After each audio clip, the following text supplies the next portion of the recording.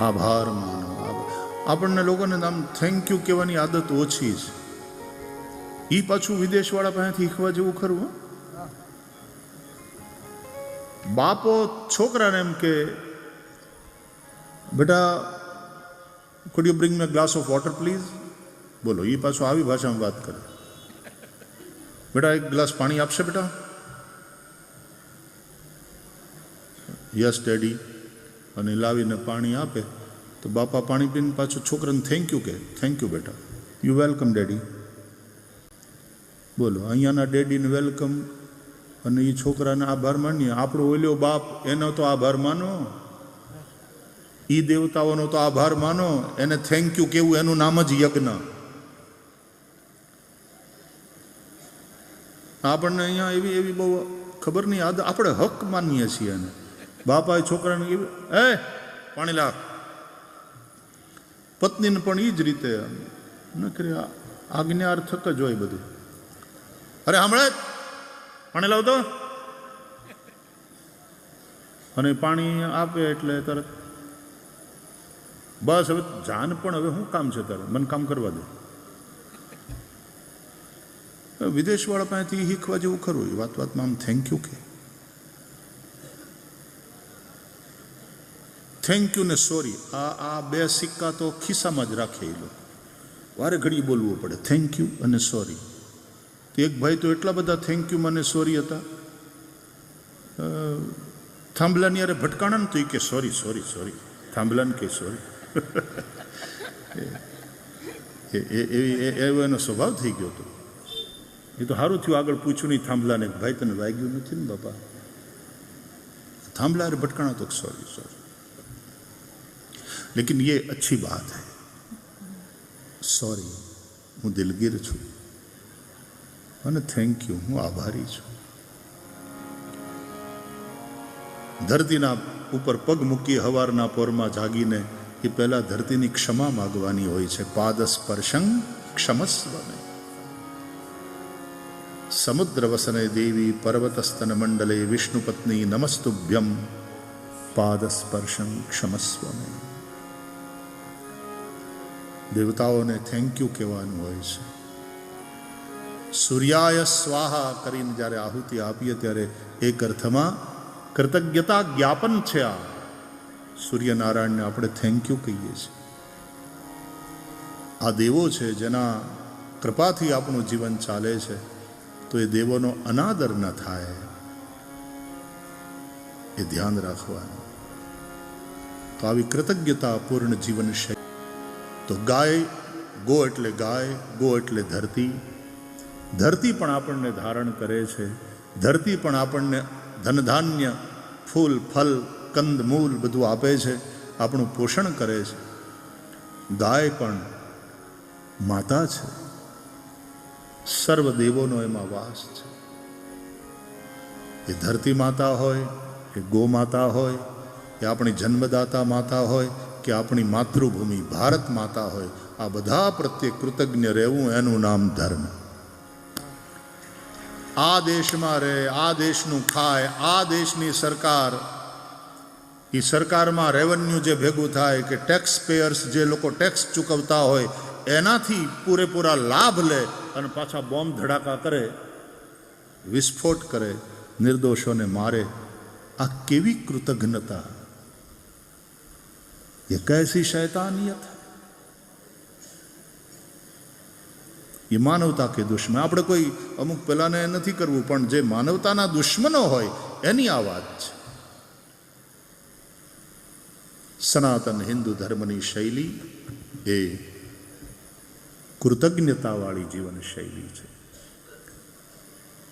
તો વિશ્વ માનવતા સાથે, વિશ્વના બધા જ જીવો સાથે અને પ્રકૃતિ અને પર્યાવરણ સાથે એક સંવાદિતા સાધવાની જે કળા છે એનું નામ ધર્મ છે.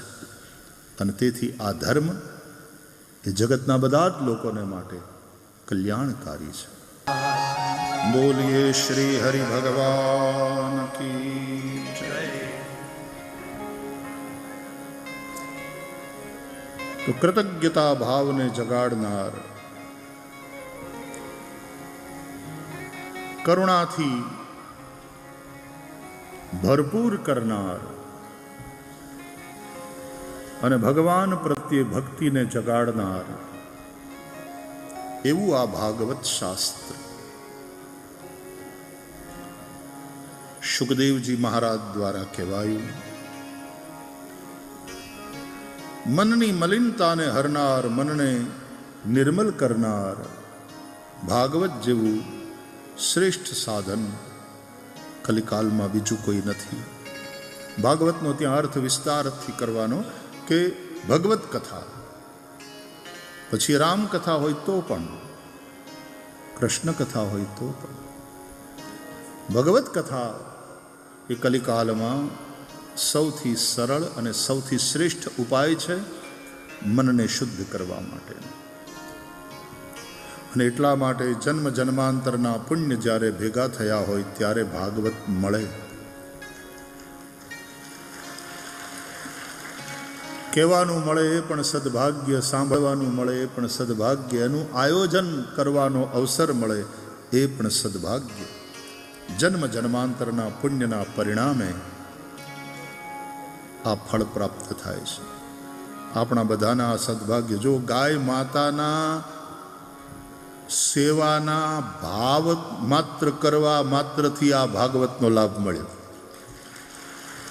તો જો ગો માતાની સેવામાં ખરેખર સમર્પિત થાવ તો કૃષ્ણ સામે આવીને વાહળી વગાડવા માટે રાજી થઈ.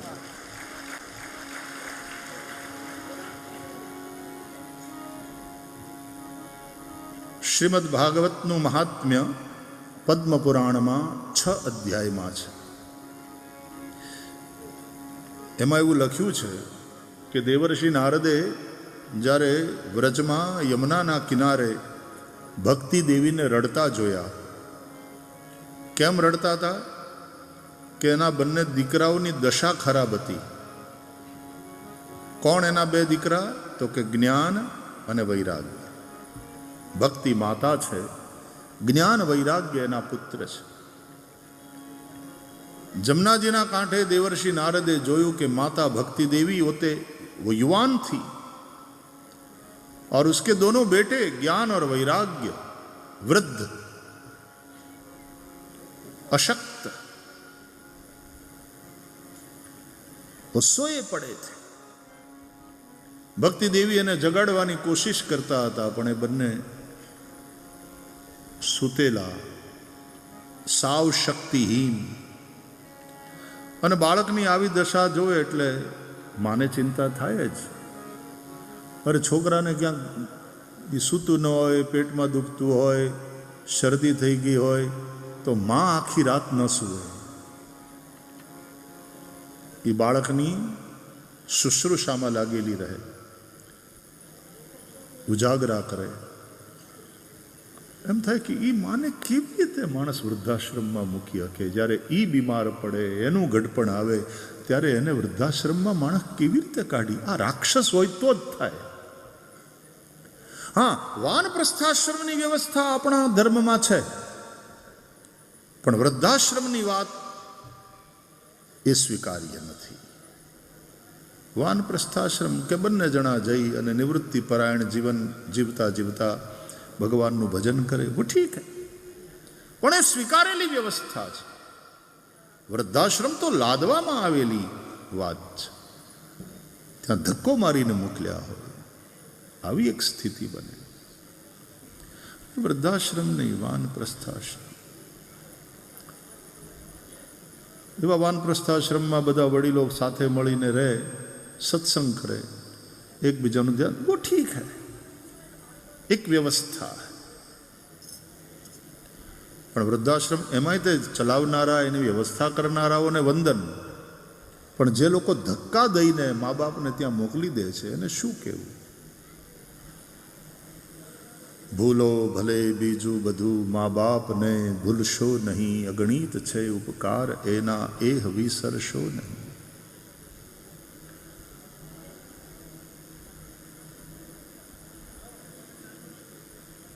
કેટલા ઉજાગરા કર્યા, બાપાએ કેટલા પરસેવા પાડ્યા, લોહી પાણી એક કર્યા, પૈસા કમાયા, છોકરાઓ માટે, છોકરાઓને સારું જીવન મળે એ માટે. અને ઘડપણમાં પછી એ મા બાપનો ભાર લાગે તો એ લેવતા લેવતા એ દેવતા નથી અને કૃતજ્ઞ છે. वो राक्षसी वृत्ति है, वो आसुरी वृत्ति है.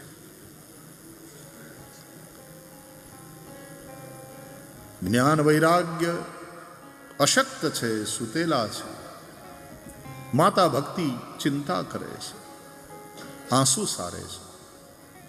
મારા છોકરાને કોઈ જગાડે, મારા છોકરાઓને કોઈ આ દશામાંથી આ સ્થિતિમાંથી બહાર કાઢે.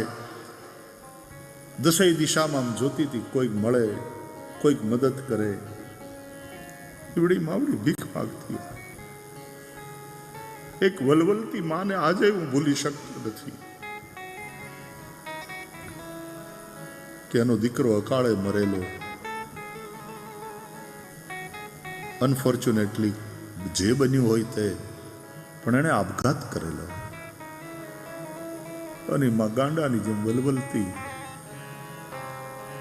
જ્યારે મારી પાસે આવે ત્યારે એમ કે મારા દીકરાની દુર્ગતિ થઈ હશે, એની સદગતિ કેમ થાય? તમે કાંઈક ઉપાય કરો ને, અમે ગરીબ માણસ, અમારાથી થશે એ કરશું. પણ મને લગાતાર ઊંઘ નથી આવતી. એમ થાય કે મારા દીકરાની દુર્ગતિ થઈ છે. એનો આત્મા ક્યાં ભટકતો હશે? એક માનો એ વલવલાટ,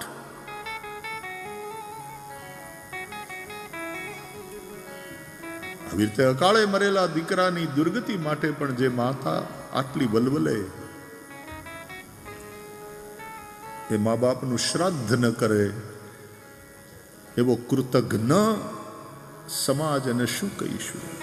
ફરીથી કહું છું, આ કથા આપણને કૃતજ્ઞ થતા શીખવાડે છે. કૃતજ્ઞતા બહુ મોટું પાપ છે, ભોગવવું પડે. જેના ઉપકાર હોય ક્યારેય ભૂલવા નહીં, ક્યારેય ભૂલવા નહીં.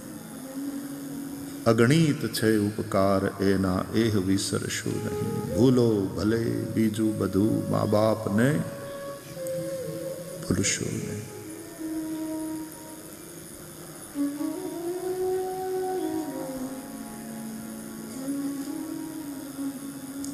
એક વૃદ્ધાશ્રમમાં હું ગયો હતો વર્ષો પહેલા. સત્સંગ કર્યા પછી રૂમે રૂમે જઈને બધા વડીલો સાથે બેસતો હતો. એક રૂમમાં બે માળી ને રાખવાની વ્યવસ્થા હતી. બધી બહુ સારું હતું, સગવડ બધી સારી હતી. ત્યાંના બધા લોકો સારું ધ્યાન રાખતા હતા. એક માનો આમ ખાટલું બારી પાસે અને રડ્યા કરે. પછી હું પણ એમની બાજુમાં બેઠો અને મેં માની સાથે થોડી વાત કરીને એને સમજાવવાની કોશિશ કરી. માં, આ તો વાનપ્રસ્થાશ્રમ કહેવાય બાપા. ભગવાને આમ એક અનુકૂળતા આપી, આપણે ભગવાનનું ભજન કરી શકીએ. અહીંયા તમને કંપની મળે આ બધાની. તો એના રૂમમાં એમની સાથે જે માળી હતા ને સામેના ખાટલા ઉપર, એ મને કહે કે તમે ગમે એટલું સમજાવશો પણ એનું રડવાનું બંધ નહીં થાય. હજી 6 જ મહિના થયા છે એને, પણ એનું રડવાનું બંધ નથી થયું. અને બારીમાંથી જોતી જોતી રડ્યા કરશે. મેં કીધું કેમ? તો કે હા, મેં દેખાય એના દીકરાનો બંગલો છે, કોઈ આવતા નથી. અને આ જોઈ જોઈને આંસુડા સારે છે. અમે ખૂબ સમજાવીએ છીએ. મેં માને પૂછ્યું, મેં કીધું માં કોઈ તકલીફ તમે? તો કે નહીં, અમારા છોકરાઓ તો અમને ભૂલી ગયા. આવડા તો બધા બહુ સેવા કરે છે, બહુ ધ્યાન આપે છે. પણ એમ થાય કે આ હારું છોકરાઓને ઉછેરીને મોટા કર્યા હતા, એને માટે ઉજાગરા કર્યા હતા. આટલા મોટા બંગલામાં એક ડોહી એને ન પહોંચાણી, એના માટે જગ્યા નથી. હું ક્યાં નડતી હતી? છોકરાઓને જોઈને રાજી થતી હતી અને રમાડતી હતી. મારાથી થાય કામ કરતી હતી. ઘરમાં વહુ એવી આવી કે એને હું મારી દીકરીઓ, મારી બહેનો,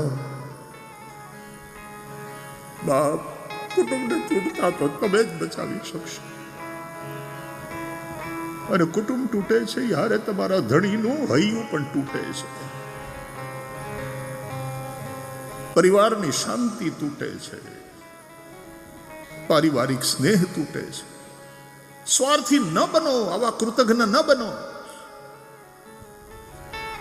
અને પોતાની સાસુ સાથે આવો દુર્વ્યવહાર કરનારી બેન પાછી પોતાની માં હારે એની ભાભી આવો દુર્વ્યવહાર કરે એ નથી ઈચ્છતી.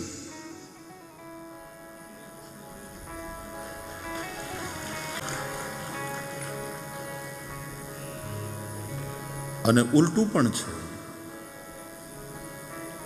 પોતાની દીકરીને સાસરામાં દુઃખ ન પડે એનું ધ્યાન રાખનારી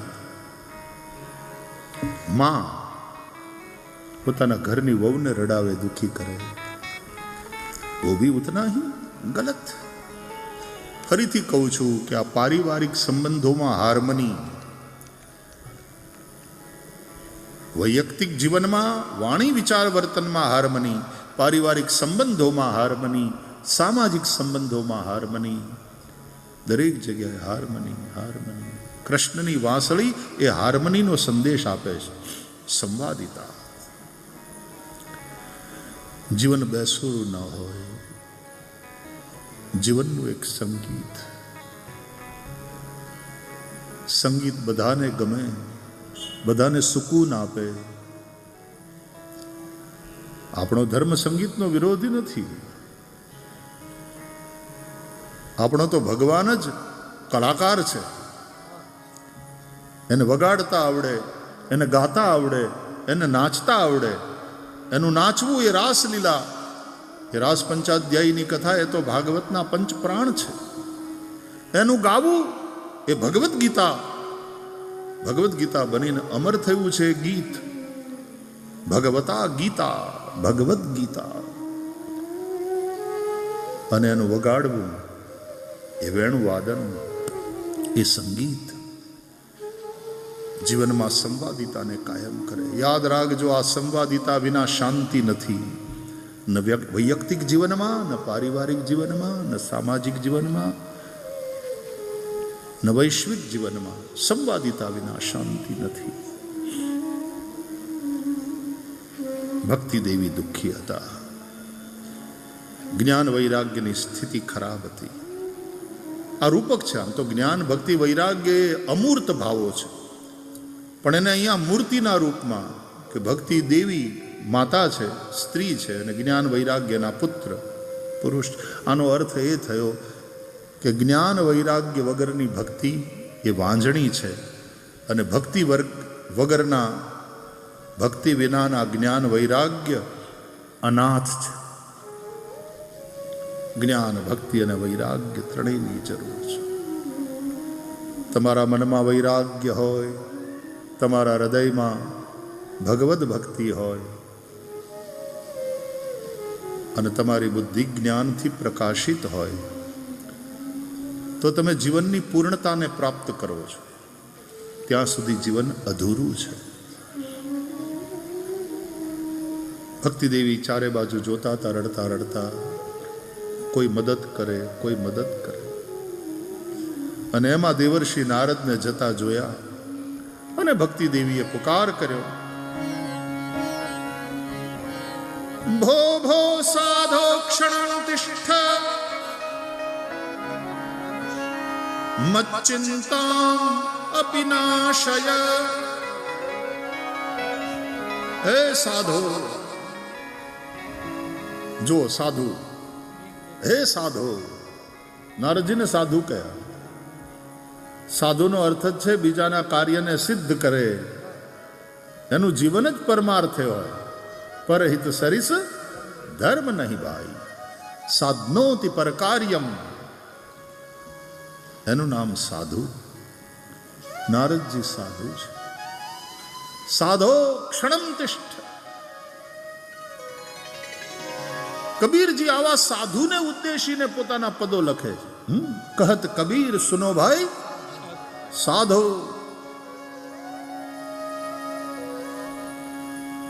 કબીર ક્યારેક તો આમ નારાજ થઈને કે આ હું સમજાવું, આ મુર્દો કા ગાવ હૈ,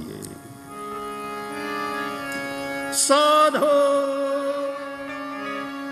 साधो ये मुर्दों का गाँव, साधो ये मुर्दों का गाँव, साधो ये मुर्दों का गाँव, साधो ये मुर्दों का गाँव, साधो साधो।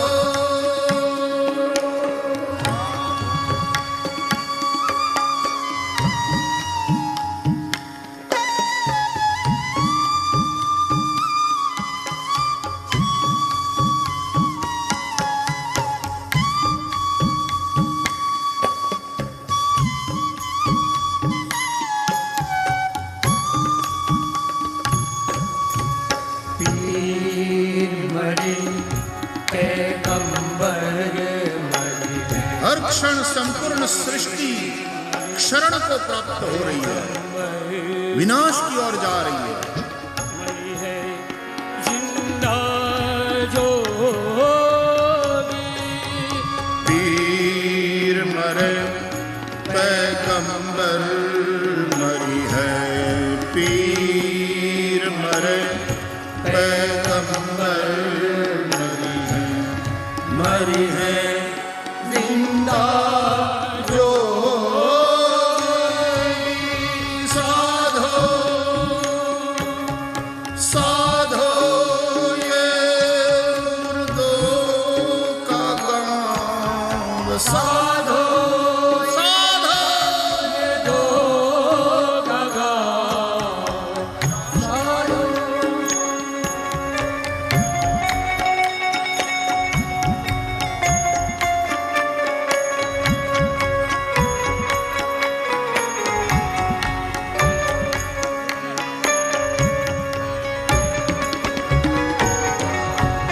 गुरु मरे और चेला भी मरी है, गुरु मरे और चेला भी मरी, कोई टिकने वाला नहीं। काल स्वरूप परमात्मा के गाल में सब समा जाएंगे।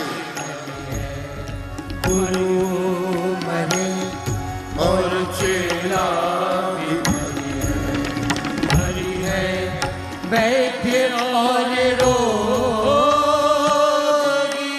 गुरु मरे और चेला भी मरी है, गुरु मरे और चेला भी मरी है, वैद्य और रोगी, साधो साधो ये मुर्दों का गाँव, साधो साधो का गाँव, साधो।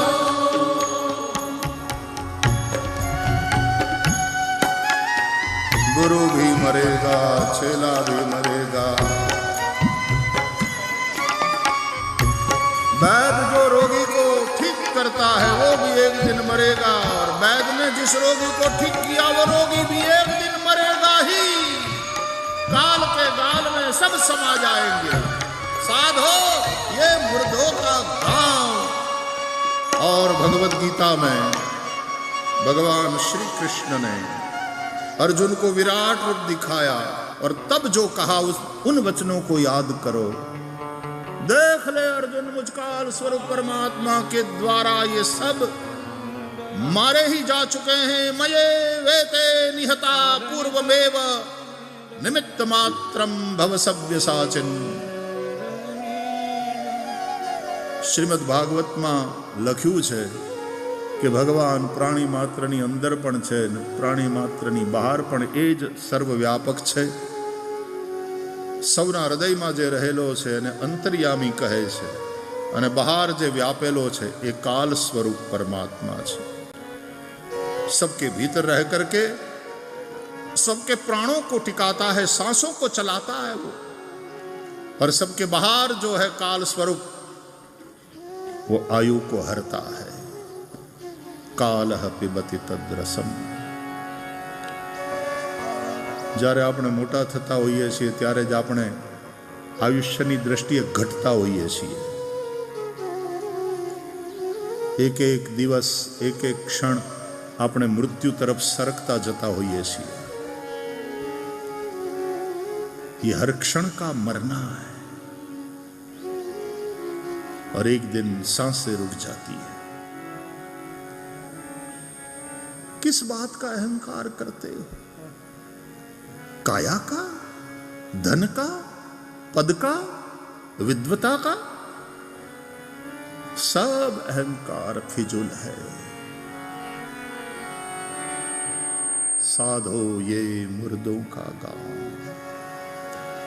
અને છેલ્લે કબીરજીએ બહુ સરસ કહ્યું છે. કહે કબીર એક રામ નામ હૈ. કહે કબીર એક રામ ન મરી હૈ. કહે કબીર એક રામ ના મરી હૈ. કહે કબીર એક રામ નામ મરી હૈ. जिन कारण हम जो साधो साधो ये मुर्दों का गांव. साधो ये मुर्दों का गांव. साधो साधो साधो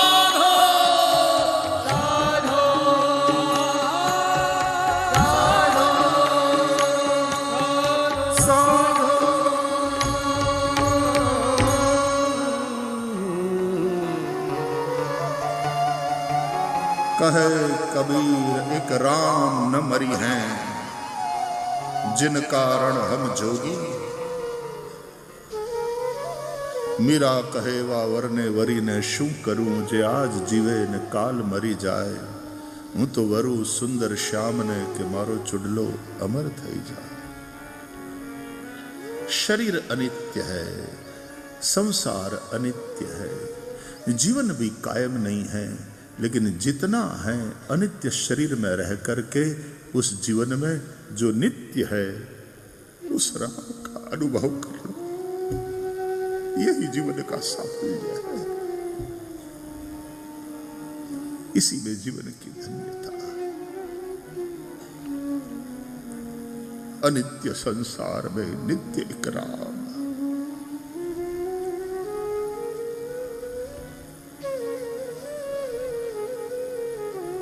नित्य की खोज करो.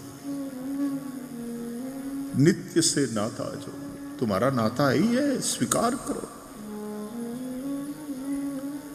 नाता एक राम जी से दूजा नाता तोड़ दे. आशा एक राम जी से दूजी आशा छोड़ दे. धन्यवाद निर्विवाद राम राम कहिए. जाहि विधि राखे राम ताहि विधि रहिए.